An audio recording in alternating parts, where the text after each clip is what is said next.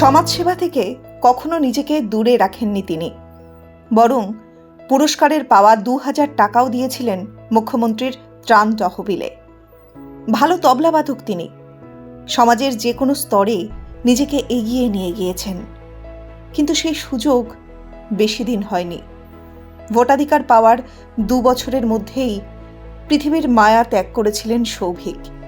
উত্তর কলকাতার নিমতলা ঘাট স্ট্রিটের বাসিন্দা সৌভিকের বাবা ছেলের স্মৃতির উদ্দেশ্যেই আয়োজন করলেন রক্তদান শিবিরের। আমার বাড়িতে অন্নপূর্ণা পুজো হতো। ৩৫ বছর অন্নপূর্ণা পুজোয় আমার ২০ বছরের ছেলে ওই পুজোর দিনই ওই নীল আকাশের বুকে চলে গেছিল। ওই বাবার উদ্দেশ্যে, বাবাও ৮০ বছর বয়সে এখান থেকে সাইকেল চালিয়ে ২১শে ফেব্রুয়ারি ভাষা আন্দোলনে বাংলাদেশ গেছিলেন। বাবাও গত ২০১৪-তে মারা গেছেন।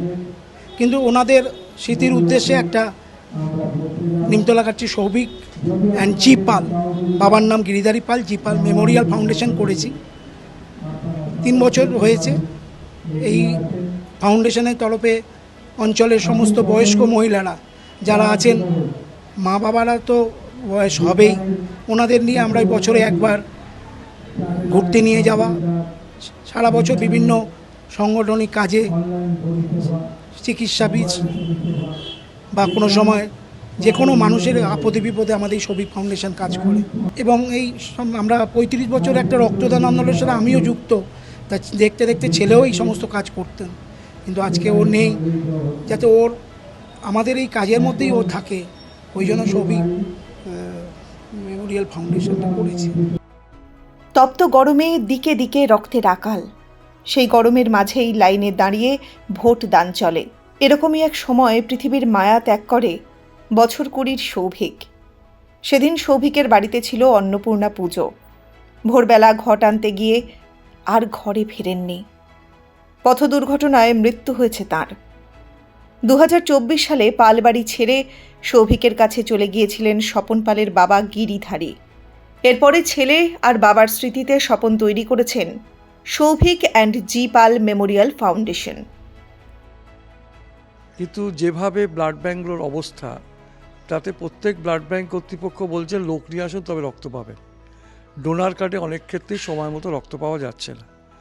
এই সংকটকে দূর করতে গেলে মানুষকে এগিয়ে আসতে হবে। আজকেও কলকাতা শহরে হয়তো কয়েকটা রক্তদান হচ্ছে, তার মধ্যে অন্যতম জি পাল এবং সৌভিক পাল ফাউন্ডেশন নিমতলা ঘাট স্ট্রিটে ওরা একটি রক্তদান শিবির করছে মোবাইল গাড়িতে। এবং আমি ওদের বলেছিলাম যে যে কজনই হোক, কিন্তু এক্ষুনি রক্ত দান করাটা সবচেয়ে বেশি প্রয়োজন। কারণ এখন তো আমি দেখছি সারা পৃথিবী জুড়ে রক্তপাত হচ্ছে, বিশ্ব জুড়ে মানুষ মানুষকে মারছে। ছোট দেশ বড় দেশ সবাই তাদের নিজেদের শক্তি পোষণ করার জন্যই পৃথিবী জুড়ে আজকে এই রক্তময়। কিন্তু মানুষের সার্বিকভাবে এই বিজ্ঞান, এই বিকাশটা হওয়া উচিত, এই রসায়নটা হওয়া উচিত যে আমার রক্তেই কিন্তু 4টে মানুষের জীবন বাঁচতে পারে, বিশেষ করে প্লাজমা, প্লেটলেট, ক্রায়ো, আরবিসি, যেটার খুব প্রয়োজন।